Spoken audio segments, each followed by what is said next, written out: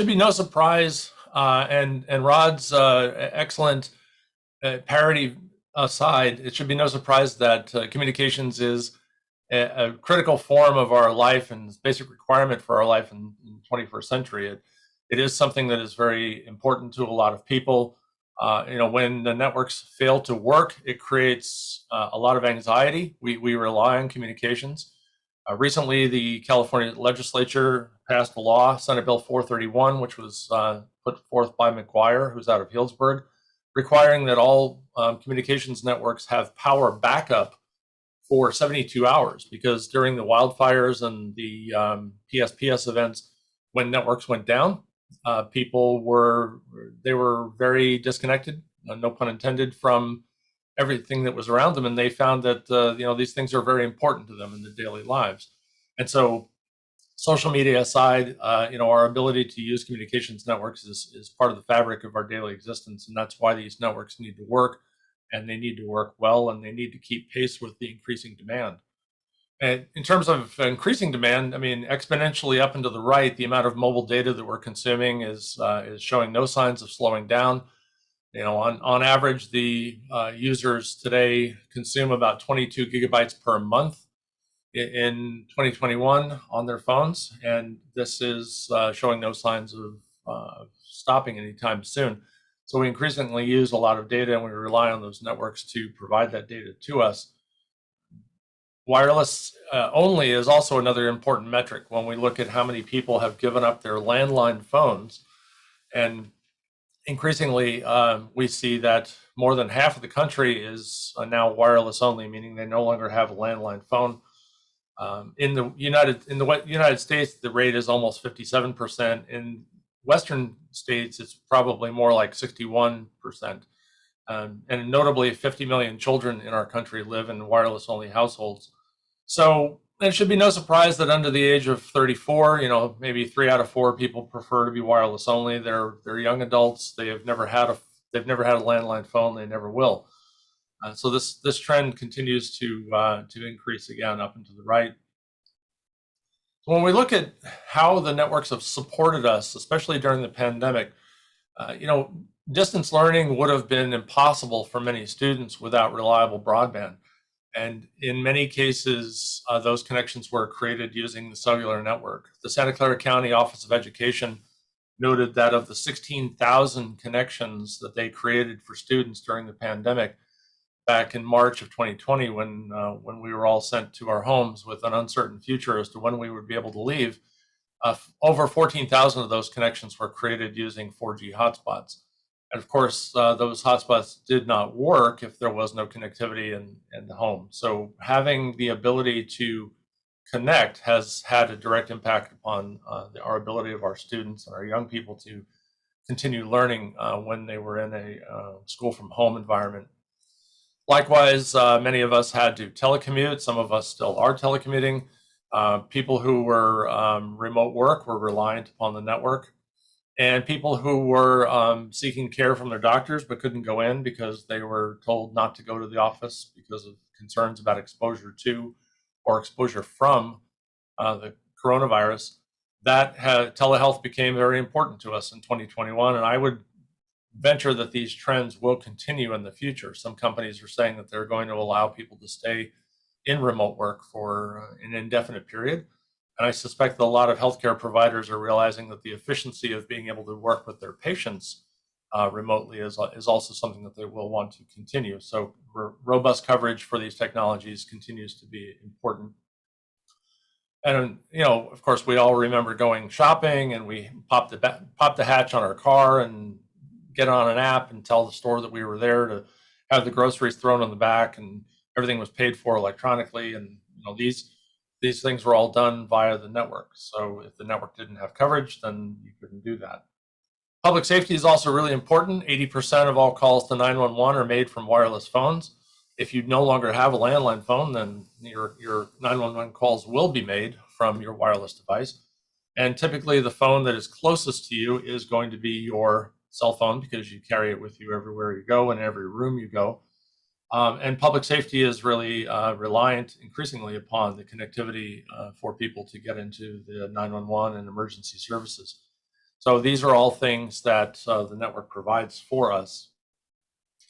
And so this has led to an evolution of technology. We have moved from the older, what we call in the industry, macro towers, which covered, tens, if not hundreds of square miles, to what are known as small cells. And these small cells fill in performance in the network. They actually operate under control of the macro network, but they provide resources locally with low power devices that are intended to serve a couple blocks as opposed to, maybe tens of miles in radius. And so these are these are necessarily located near population centers, or they are intended to serve people who live and work near those sites. And so they don't create coverage, but rather they augment coverage. And the way to think about it is, we were just in our breakout rooms in the Zoom. It's similar. If you were in a room with 1,000 people all trying to talk at the same time, you would have a hard time maybe hearing everybody if everybody was talking simultaneously. Whereas the small cell is like a breakout room. It allows you to go into a focused area where you have only a few users, and you can hear and be heard a lot better. And that's what small cells provide for us, is that performance, so that you're not having to compete with thousands of other users simultaneously. And so we do this under a technology paradigm that's known as densification. And I talked about how the small cells are operating under control of the macro. Unfortunately, placement of these devices near human populations creates concerns, because people are used to towers being far away from them. And now they're seeing that these sites are showing up on light poles near their homes, or near their places of work, or schools, or places of worship. And now they're concerned. And there are three primary concerns that are generated from this. One is known as EMF health effects, electromagnetic field health effects. The other concern is property valuation, and the third concern is the aesthetics. I'm going to talk specifically about these in some slides to come. So now we're going to get into this question of what is 5G and what does it really mean?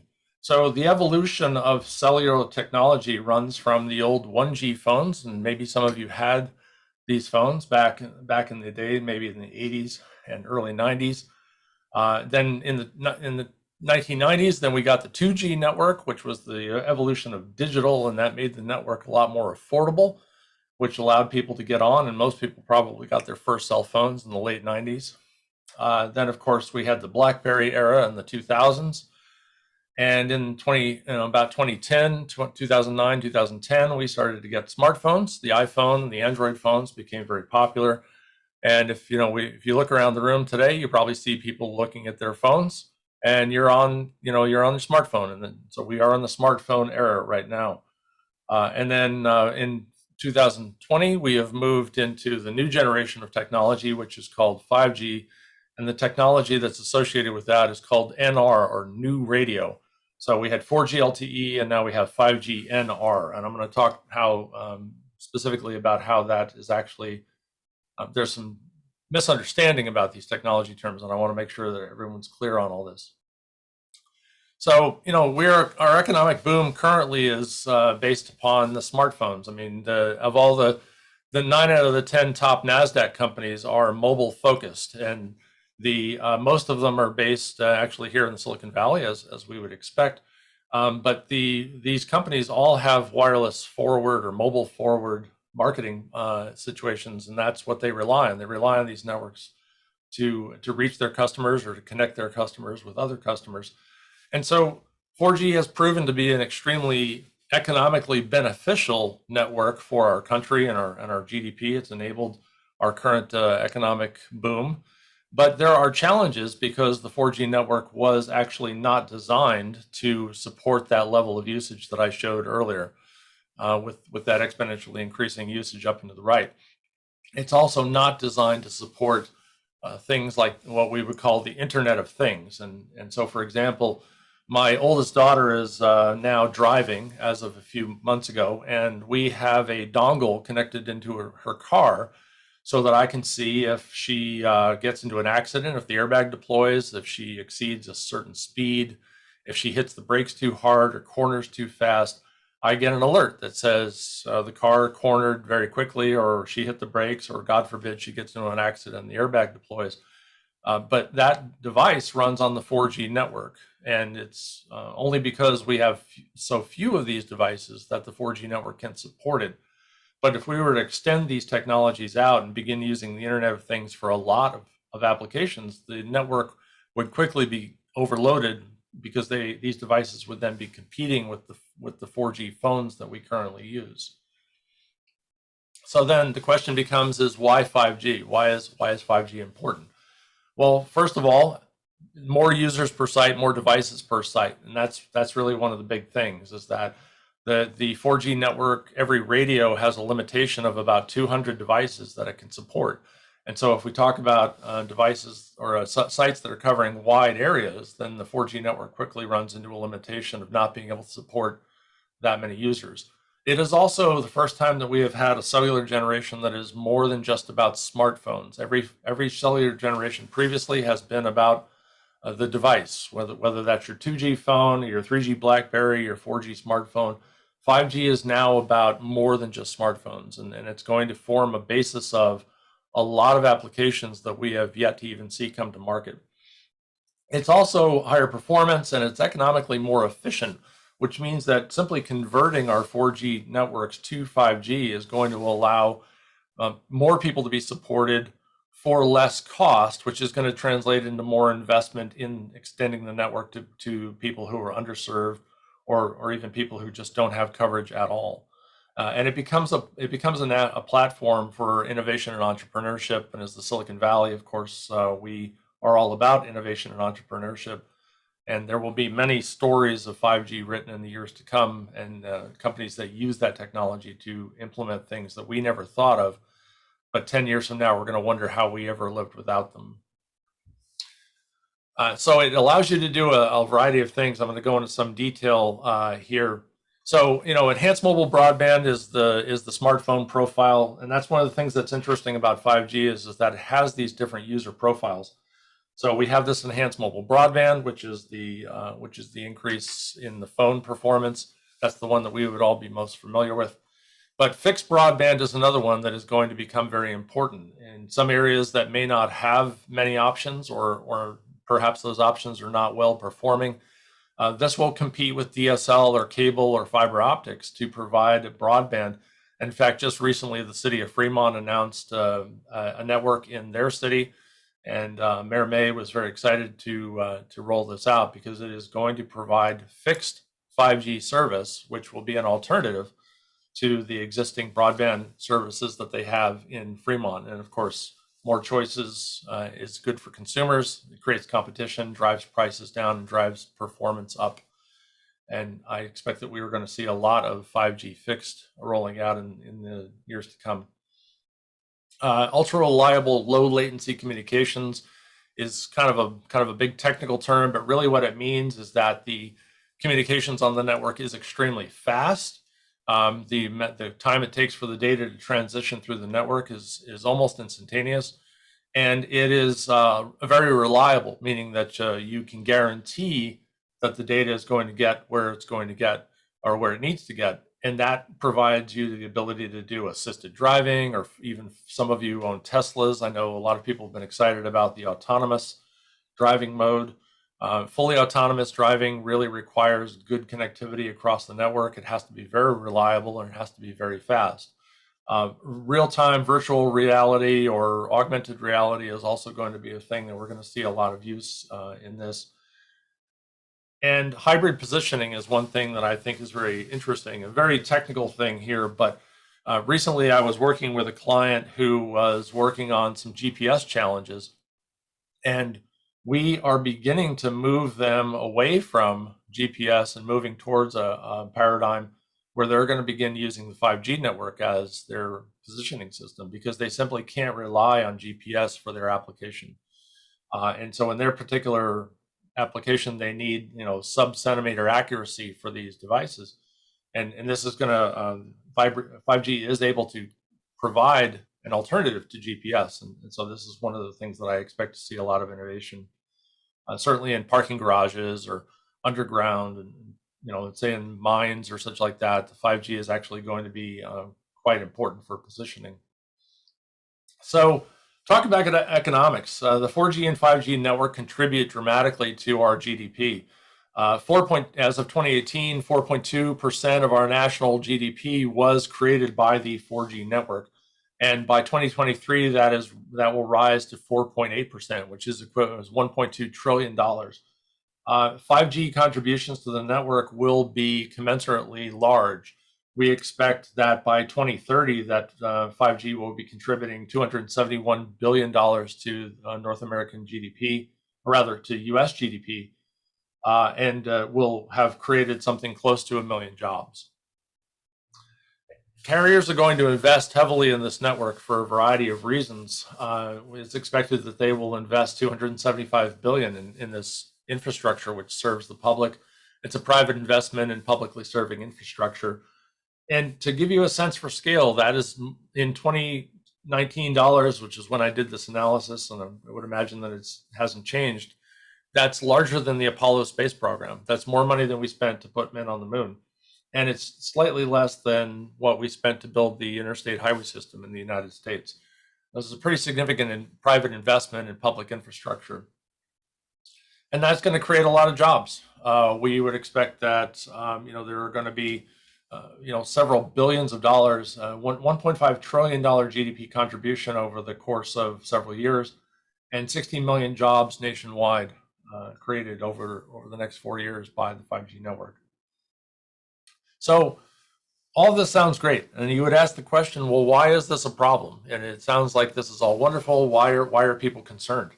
And I think it's important to understand the source of those concerns because there's a lot of misinformation out there about 5G, and that's one of the reasons why I'm here today is just kind of talk through this with you. So first of all, it's important to understand where the anxiety comes from. And I find that this is actually the source of the concern, is that 5G is new and it is different and it sounds new and different, and that tends to make people fearful. Humans have a tendency to fear that things that they don't understand, and that requires us to gather information and project forward in time how we're going to overcome those fears. But without information, our lizard brain, if you will, takes over, and it's unable to process, and so therefore we go into kind of a fight or flight response, and that can even manifest itself not only as anxiety and fear, but even physical reactions. People that have severe anxiety can manifest physical reactions, and we saw that during the vaccination for COVID, that some people were having reactions in their after you get your vaccine. Of course, they wanted you to sit there for a few minutes to make sure that you didn't have any problems. They had some people that had reactions, and there was a report that was issued that said that they found that basically everybody that had a reaction was reacting to the anxiety as opposed to the vaccine itself. So we see that as really important. And new technology has historically caused fear. Electric lighting in the late 1900s in the late 1800s was something that people were very afraid of. There was a book that was written on this by a woman named Linda Simon from Skidmore College called Dark Light, and she basically went into the entire history of how people were afraid of this new thing called electricity and this new thing called electric lighting. I found an article in one of the newspapers from San Jose in 1903 that talked about how they were going to hold a community meeting on the topic of what they called radiophobia. People at that time were experimenting with radio. It was a new thing. Back before the FCC existed, all radio was amateur radio, and people were putting up antennas and transmitting and receiving and experimenting with this new technology. And people like Marconi were inspiring people to get involved in this new thing. And people were concerned. They were afraid because they saw wires going up in their neighbors' yards and wondered what that was about. People have over the years have been afraid of everything from microwave ovens to electric blankets. Of course, new vaccines are now causing anxiety. But we also know that over time, these anxieties will reduce. I mean, we don't walk into a room and look up and say, oh my God, an electric light. I need to get out of here. But 120 years ago, that was the case for some people. And so over time, we become familiar with these technologies. And the challenge that we have right now is that 5G seems very new. And so people are reacting to that. They're reacting to that newness. So I want to make an important point, which is that many people have talked about 5G as this interchangeably with this term called millimeter wave. And I want to break that misconception right now, because 5G and millimeter wave are not interchangeable terms. The existing wireless network will be replaced over time by the 5G technology. 5G is the information that transmits over the network, not the basic system. In other words, if I replace a 4G site with a 5G radio and I leave everything else equal, the power, the antennas and such like that, I've really just changed the modulation. I've really just changed the information that is passing over that network. And it might be akin to a radio station changing its format from classical music to heavy metal. It gives you essentially a new information that carries over that. And so because there are some new bands that are being used for 5G, and that is what's called the millimeter wave band. These are new to cellular. They're not new to use, but they are new to the cellular system. And so they are, from that perspective, less studied. But the current body of evidence that has been done on this points to safety. But I continue to argue, and as my colleagues continue to argue, that we do need to do more work in that area. The current body of evidence seems to point to that being fine, but I'd prefer to have the thousands of studies that have been done on low band and mid band cellular applied into the millimeter wave rather than the hundreds that we currently have. So the top three concerns about wireless that I mentioned earlier about EMF health effects, property valuation effects, and aesthetics. In my experience, property valuation and aesthetics are really proxies for EMF concern. If I can get a person who's concerned past this property valuation topic and show them the data and show that that is not the case, they still tend to revert to, well, but I'm still afraid of it because it's new, or because it's millimeter wave, or because I don't understand it. So a lot of times I think I see these concerns manifesting, and really it comes back to that EMF topic. So let's talk about millimeter waves, and let's talk about how they relate to, so there's one equation in this presentation. I promise you this will be the only equation that I'm going to put up on the screen. So from an engineer or from a scientist perspective, photons are photons. It doesn't matter if it's a photon of light coming out of a flashlight or a heat lamp, or a photon of radio energy coming out of my amateur radio, or a photon of radio waves coming out of my cell phone. All photons are photons. And they have a certain amount of energy that is defined by what's known as Planck's constant and the wavelength. And so as we increase in frequency, then we have more photonic energy. But below the level of ultraviolet light, which is where we begin to see what's known as ionizing radiation. And we're all familiar with ionizing radiation because you may have had an X-ray or an MRI or a CAT scan, and you may have, you go out in the sun, or you go to the beach, you put on sunscreen. Because why? Because you're trying to protect yourself from the ionizing radiation that ultraviolet light has, and that can actually cause damage to your DNA, can break electrons loose. Below that level, the photons do not have the energy to break electrons. In other words, they cannot create what's called ionizing radiation. And so the effect that occurs on the human body is heating. It causes your body to get hot. And when you go out on a warm summer day and you go out and stand on your porch, you feel that heat coming down, and that warms you up. Those are photons of light dissipating in your body. Likewise, if you were to stand next to a radio transmitter that was operating at a very high power level, you would feel warm. Your body would begin to heat up.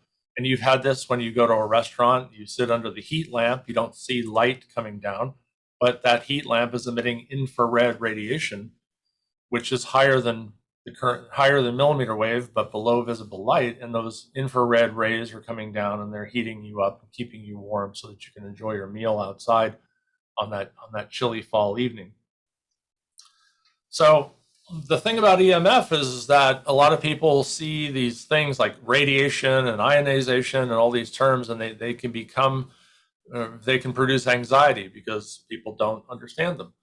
And the reality is, you can make anything sound scary and dangerous. I mean, I can put 6 facts about water in front of you that would sound horrible, but the reality is got to drink your water, and it's necessary for human life. So, by you can suggest health effects by what's called a correlation, but proving what's called causation is actually really much more important. And so then the question becomes, is wireless safe? Not is 5G safe, because again, 5G can be across a variety of frequencies, but is wireless technology safe? And that's really the question that we need to ask. And the science that's been done on this, there have been 10,000 plus studies that have been done on this topic. It's actually one of the most studied topics in medicine, and it's been going on since the late 50s, when, well, I should say the late 40s, when people were coming home from World War II, and there were actually some RF damage that occurred because people had this new technology called radar, and we didn't understand it. And some people got in front of those radar dishes and didn't realize that they were taking a quite large dose of RF radiation and heating up their body, and that was actually causing their eyes. Was causing damage to the eyes and damage to their internal organs. But that was because the levels were like tens of thousands, hundreds of thousands of watts, and they were standing right in front of those antennas. Since then, the studies have been done showing that within the FCC's guidelines, which are actually very low relative to the level at which an effect can be even measured on the human body, that the only effect on the human body is heating. And if you stay within the federal guidelines, then it is a safe technology to use. We continue to, as I said earlier, we continue to advocate that millimeter wave needs to be studied, primarily because we want to assure the public that it is safe. The current body of evidence points to safety, but we need more than a few hundred studies to show that that's true. Take a drink of water. Excuse me.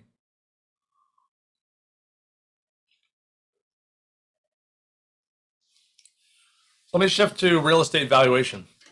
So this is something that comes up a lot, especially here in the Silicon Valley, as we all are homeowners and we have homes that are worth quite a bit of money. And there is a perception out there that cellular proximity of a home to a cellular installation can cause a reduction of the valuation by what's often referred to as the phrase that's often used is up to 20%. We asked the question, well, where does this come from? In 2005, a realtor in New Zealand by the name of Sandy Bond was contracted by a neighborhood group that was opposed to a cell site that was going to go up near their housing development, and they wanted to find out whether or not there were any reasons to object to this site. And she did a survey and found that there was up to 20% reduction in valuation from the survey respondents. But of course, surveys are not studies. I can do a survey that says, should a certain politician be impeached? And if I ask subscribers to Fox News and subscribers to MSNBC, I would get a very different answer. And the reality is that surveys are opinions. They're like polls. They can tell you that there might be something there, but you need to do objective analysis. So scientific analysis of this have not found this level of this reduction in valuation. We did a study in 2012. We also recently completed a study in 2021. A company called Valbridge did a study in 2018. A professor out of Hamburg, Germany, named Monig did a study in 2010. All of these use objective data, actual sale data, completely anonymized to the what's called a hedonic analysis, and it found no trend lines that show any economically significant effects.